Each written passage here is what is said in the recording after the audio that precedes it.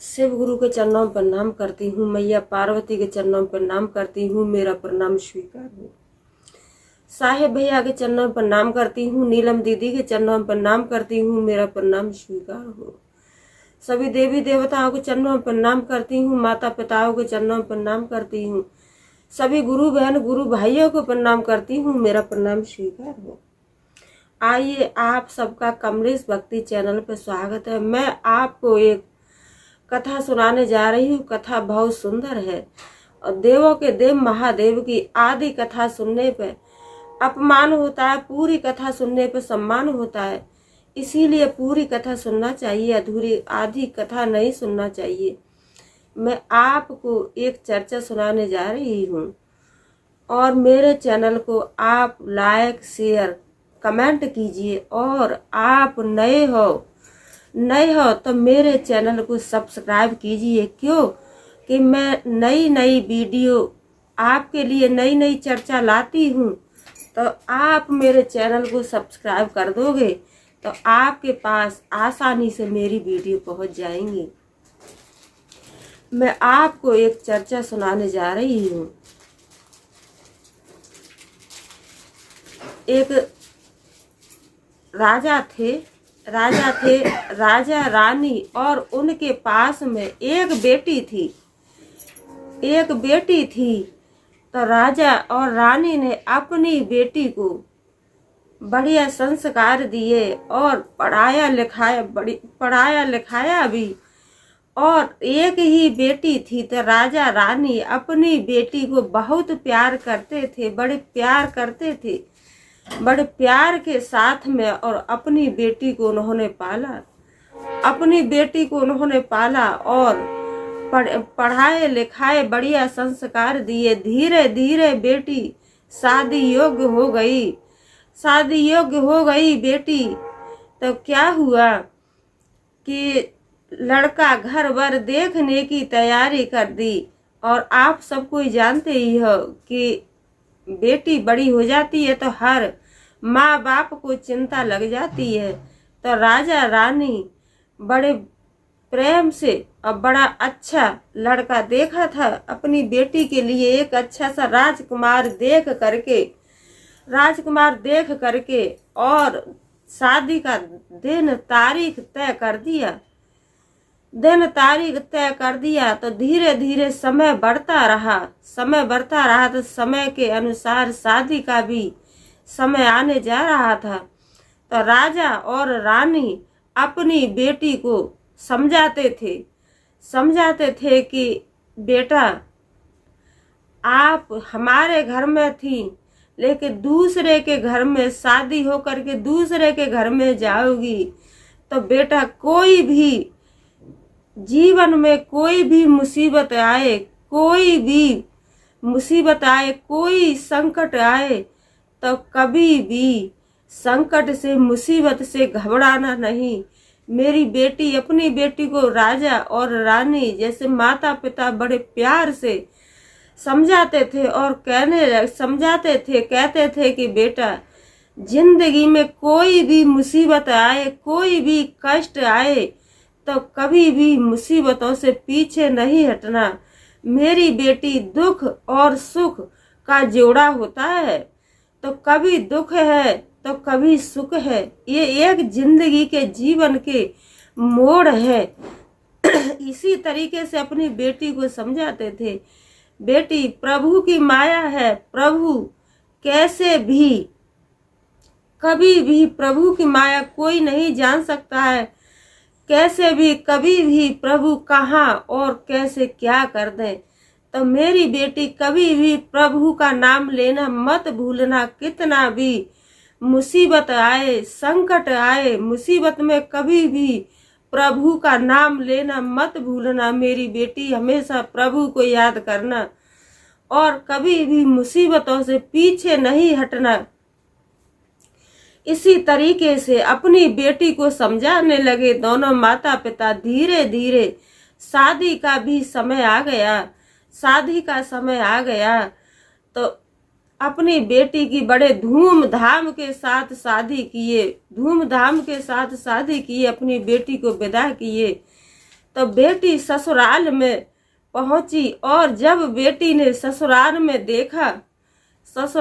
देखा तो बेटी सोचने लगी कि हमारे माता पिता ने तो हमको वैसे ही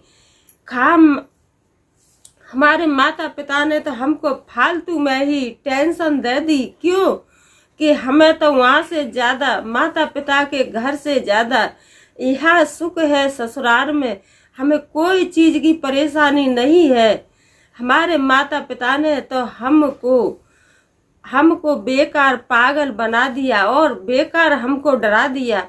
हमारी ससुराल में तो कोई चीज का हमारे लिए दिक्कत नहीं है, कोई परेशानी नहीं है। हम एक राजा के घर पर, राजा की बेटी है तो राजा के लड़का के साथ हमारी शादी भी हुआ है और हमारे माता पिता ने तो हमको डरा दिया, कोई हमें परेशानी नहीं है। यही सोचती थी तो वहां पे एक बहुत बड़ा सा विशाल मंदिर था। तो मंदिर पे साधु जी रहते थे, साधु पुजारी महात्मा संत यही सब रहते थे। तो वो क्या करते थे कि इधर उधर से मांग करके लाते थे और अपना मंदिर पे और भंडारा करवाते थे। तो जो राजा की बेटी थी उसको और ज्यादा ही उसका मन खुश हो गया कि पिता के घर से भी ज्यादा हमको यहाँ पे सुख है। तो जो साधु थे वो आस पास के गांव में जाते थे और गांव में से मांग करके आटा चावल दाल लाते थे और उसी का भंडारा करते थे। तो धीरे धीरे समय चलता रहा। समय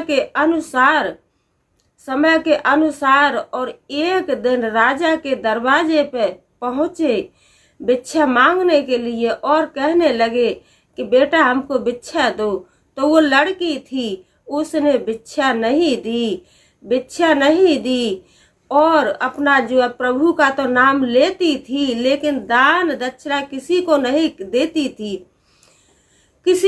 देती थी और अपने दिल में बड़ा जैसे अहंकार जैसा करती थी, सोचती थी कि हमारे पास कोई चीज का कमी नहीं है, हम तो हमारे लिए बहुत सुख है, सब कुछ संपन्न है, कोई चीज का हमारे लिए परेशानी कष्ट नहीं है। यही सोच करके और बेटी जो गरीबों की भी इज्जत नहीं करती थी और किसी साधु संतों को भीख नहीं देती थी, भिक्षा नहीं देती थी। तो एक दिन क्या हुआ कि शंकर भगवान और उसके दरवाजे पर पहुंचे और जाकर के भिक्षा मांगने लगे। तो जो राजा की बेटी थी वो कहने लगी कि हमारे यहाँ किसी को भिक्षा नहीं मिलती है, हम किसी को भिक्षा नहीं देते हैं। तो ये देखा तो शंकर भगवान को बहुत जैसे दुख हुआ और सोचने लगे कि मैं सारी दुनिया को चलाता हूँ, मैं सारी पृथ्वी को चलाता हूँ, मैं तो एक अपने भक्त से परीक्षा लेता हूँ कि मेरा भक्त दिल से मेरे को पुकारता है या बाहर से पुकारता है। यही सोच करके और जो साधु जी का रूप धारण करके गए थे वो वापस लौट लिए। तो क्या हुआ कि धीरे धीरे समय के अनुसार, भैया देखो गुरु बहन गुरु भाई प्रभु से बढ़कर कोई नहीं है। जब तक प्रभु की मर्जी न होगी जब तक कुछ नहीं हो सकता है। मनुष्य हम और आप कुछ नहीं कर सकते, सब कुछ करने धरने वाले तो प्रभु है। बस जो प्रभु चाहेंगे वही होगा। तो धीरे धीरे उसका धन कम होता जा रहा था, कम होने लगा। तो राजा की लड़की थी, उसे चिंता सताने लगी और कहने लगी कि मैं तो एक राजा की बेटी हूँ और राजा के घर में ही मेरा शादी हुआ है, लेकिन अब मेरे घर में धीरे धीरे धन कम हो रहा है। तो अब मैं कैसे क्या करूंगी, कहाँ जाऊंगी, क्या खाऊंगी। यही सब राजा की बेटी थी, उसको जो है टेंशन होने लगा। समय के अनुसार उसके पास कुछ नहीं रहा तो उसने एक बार अपना जैसे सोचा कि जो एक विशाल मंदिर है मैं वहीं जाती हूँ और वहाँ पे भंडारा होता है तो मैं वही भंडारा खा करके और जो है रहूंगी। तो राजा की लड़की ने क्या किया कि एक पूजा की थाली ले करके और उसी बहाने से वहाँ पे पहुंची और वहाँ पर भंडारा चल रहा था। तब पूजा करने के बाद और वहाँ पे खड़ी हो गई तो वही साधु जी आए और साधु जी कहने लगे कि यहाँ पे भंडारा गरीबों के लिए भंडारा है, अमीरों के लिए भंडारा नहीं है। यहाँ तो गरीबों के लिए भंडारा चलता है, गरीबों के लिए चलता है, अमीरों के लिए नहीं है।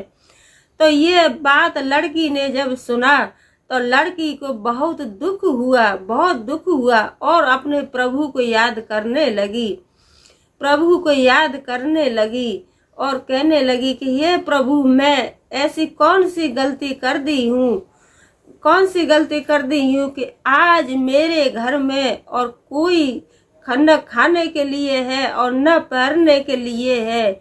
लेकिन उस लड़की ने ये नहीं सोचा कि कभी भी किसी का अपमान नहीं करना चाहिए, किसी को सम्मान देना चाहिए, अपमान नहीं करना चाहिए। क्यों कि सब दिन सब समय एक जैसा नहीं रहता है। समय भी आज कोई युग में एक हवा का झोंका है, कोई नहीं जानता है कि समय किधर पलट जाए। जैसे हवा कभी इधर की रहती है तो कभी इधर की हो जाती है, कभी पूरब की तरफ चलती है तो कभी पश्चिम की तरफ हो जाती है। इसी तरीके से आज का समय भी वही हवा का झोंका बन गया है।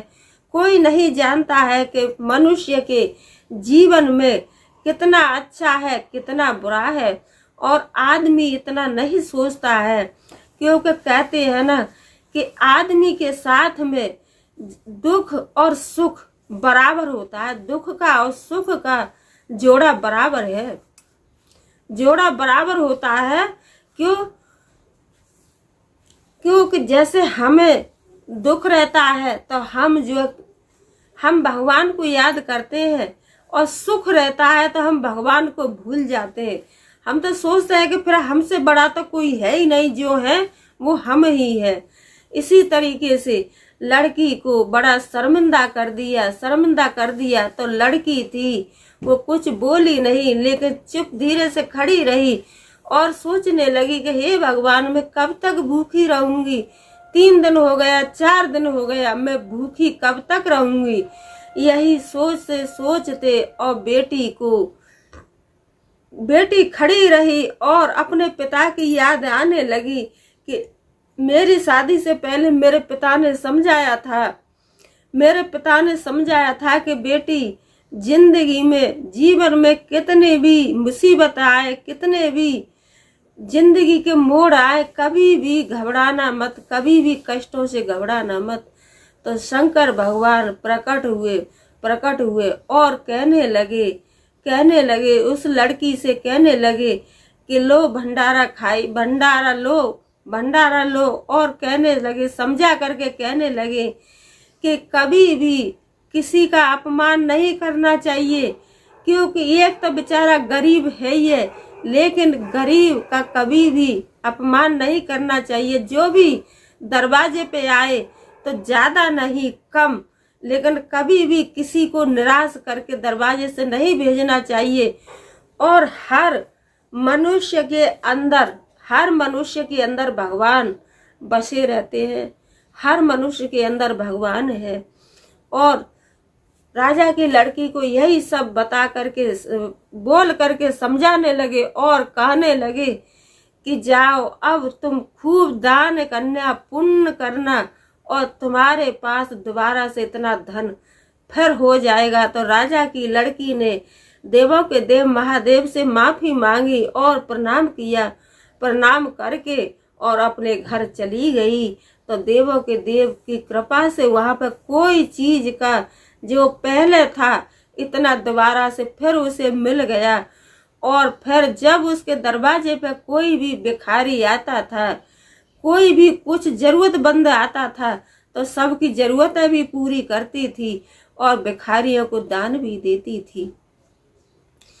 तो उसके पास में सब चीज जो पहले था वो दोबारा भी मिल गया। और मैं यही कहती हूँ कि हे देवों के देव, हे महादेव, सबकी मनोकामना पूर्ण कीजिए। जैसे उसकी लड़की की मनोकामना पूर्ण की, ऐसे सबकी मनोकामना पूर्ण कीजिए। हे मेरे देवों के देव महादेव, सब पर दया कीजिए, सब पर दया कीजिए।